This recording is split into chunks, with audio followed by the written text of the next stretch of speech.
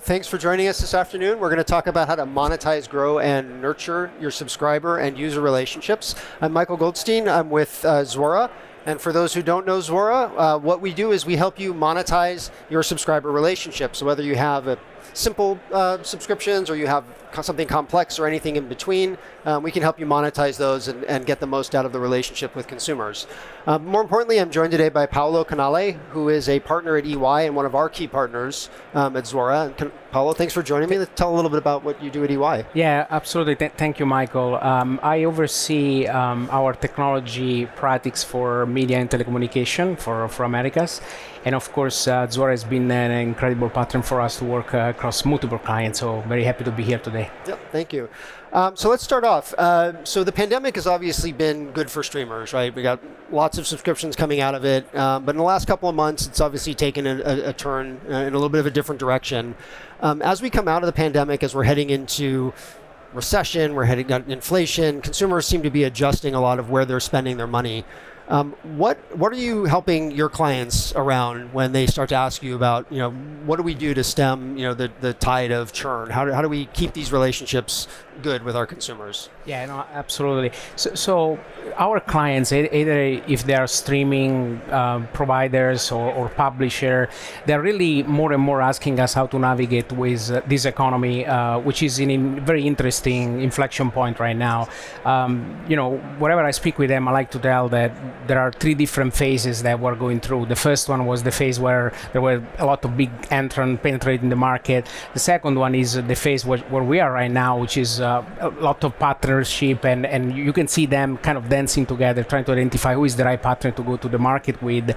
And we'll see soon another phase, which is really when there will be all the transactions and the merger and acquisition, right? So if we go through this phase, you can see how this is playing out, right? In the last 3-5 years, there's been a lot of new names coming into the market. Netflix was obviously the first one, then Disney Plus, and then subsequently, the Hulu of the world, then Paramount Plus, Apple TV, and I can go on, right?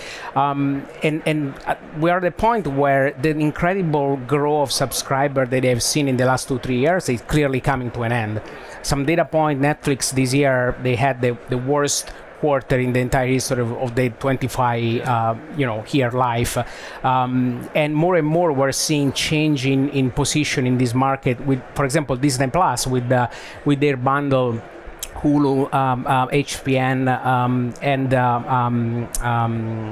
and Disney is essentially surpassing Netflix. So a lot of change, a lot of saturation of the market we were seeing, and at the same time, economic conditions that obviously are changing. We're getting out of the pandemic, and so it's a moment where customers are saying, "Do I really need 5 different apps? Which one should I give up if I should make a choice?" Right? And that's what's happening, and that's the reason why they're reacting, say maybe we should start to partner together, right? We're seeing already some acquisition. Obviously, the Discovery Warner has been one of the first one to happen. We will see more, just a matter of regulatory environment and things that will need to be fixed in the market to do. So, coming back to your question, your original question, what they're asking us is really navigating this market and making sure they can forecast what is the next move, what is the next partnership, because at the end of the day, depending on the direction of this player, they will place a different bet, right? And that's where they're asking us to some support, right? So. One of those moves seems to be around advertising, which is making a comeback, right? You saw a lot of the streaming services launch without it. Consumers love that, but as you see that growth tapering, obviously need a way to make that up. So ads are coming back in, and so I'm wondering, from your perspective, as streamers pull ads into that environment, what do they need to be thinking about to keep the consumer relationship, to keep those consumers strongly engaged and not kind of walking away because of that change in the experience? Yeah, no, definitely. Advertisement is something that is growing more and more. And before I answer directly your question, I want to give a little bit of context of why that's happening. So if you think about it, the original TV networking model, it was very profitable for cable operator and other network. Today, the difference is that there is a much higher cost to acquire new customer and to retain the customer. It's literally everything is month by month, and a customer can drop their subscription from one month to another month. And so in this environment where the cost to retain the customer is high, the only things that streaming can do is to identify additional revenue stream which go outside the fee of the customer, because they don't want to charge the customer, otherwise the customer will churn, right? And so that's why advertising became more and more important for them, because it becomes the other revenue stream that can bring them up in terms of profitability. So that's why that's happening. Now, how the consumer and the publisher will react, it really depends on the type of advertising that this player will put out there. Obviously, what becomes important is to be relevant, is to know the person that is watching the content. And so that direct relationship with the customer, understanding who you are, what kind of product you have, what kind of content you like to see, what you buy in your life, it becomes super important. So if you think about the player, obviously Amazon with Amazon Prime is very well positioned there, because they even know what you eat, right? They acquire whole food. So others are trying to improve, like Disney, for example, is doing recently. They're trying to create a sort of a membership type of subscription, exactly for that reason, to try to know better the customer. But this becomes extremely important in order to achieve that more tailored and targeted advertising, that when the customer sees it, say, oh, I actually enjoy this advertising, this is interesting to me. And that's where really they're trying to fine-tune their capability. So finding the right balance between how much to charge a customer, how much to get revenue from the publisher, it's so key. And I really think that the winner out there will be who will find the balance, the right balance between these two different revenue streams. Interesting.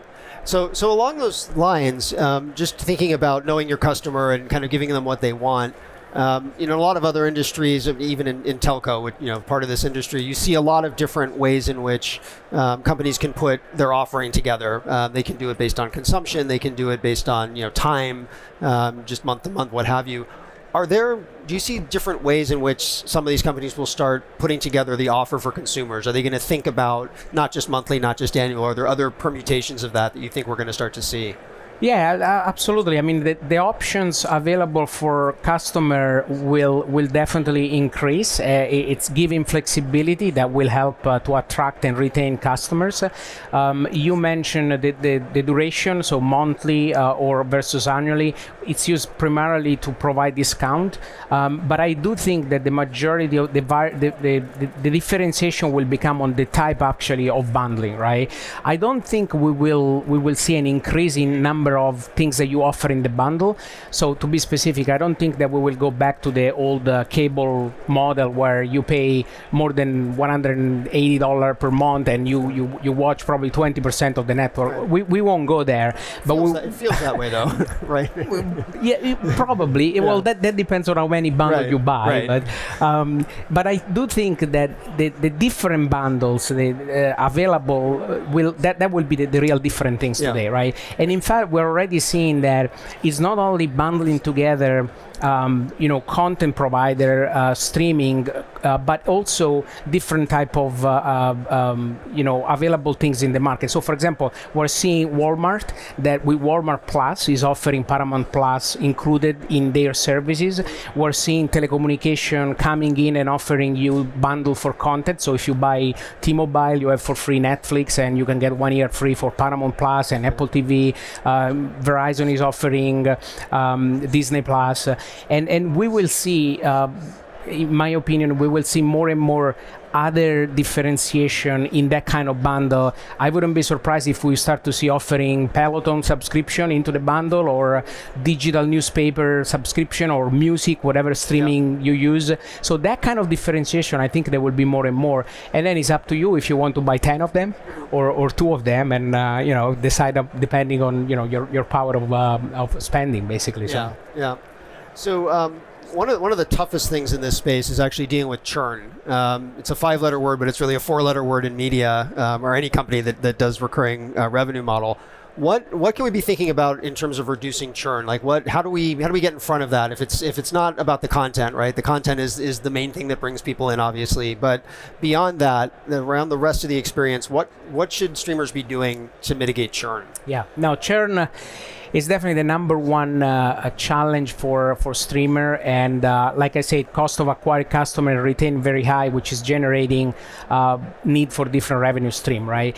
I do think that the number one challenge right now for customer is navigating all these different hundreds almost of apps that they have available. So if I'm a customer, I'm like, where do I need to go to see my content, right? Do I need to go in this app or this other app? And I do think that whoever will solve the problem, make the customer experience easier, making sure that they feel like easily I can switch on my TV and I can or my device, and I can finally see what I need without thinking which of the hundreds of apps I need to go. That provider will really win the churn problem, right? It's not an easy things to do, but operators are already going in that direction. Right. It's public information that Verizon and AT&T, they are trying to create a marketplace where people can go there and essentially pick the app that they want, not based on the name of the app or the charge, but based on what they want. You literally type in, I want to see this type of movie, and they give you the suggestion of which is the app or combination of app that you can see. Sort of I'll call it an app aggregator. Yep. That more and more we're seeing from telecommunication company, but frankly, even equipment, right? TV maker, like yep. they're becoming aggregator. Roku is another example that is doing that kind of things, and I think that will be a very strong link to the customer, because the customer will feel like this is actually not a tough experience for me. So. Yeah, I personally use Roku, and that's I go to that simply because that discovery is so easy, and it actually keeps me in all those apps because I get to see all of the different things that I have access to through it. So I think that's it for us. Thank you very much for joining us today. I'm going to leave everybody with our contact information. If you want to stop by the Zuora booth, hear a little bit more about what we do, we're going to reach out to Paolo at EY and find out what they can do for you guys. We'd both appreciate that. But thank you very much. Thank you, Michael. Thanks, Paolo. Thank you. Thank you.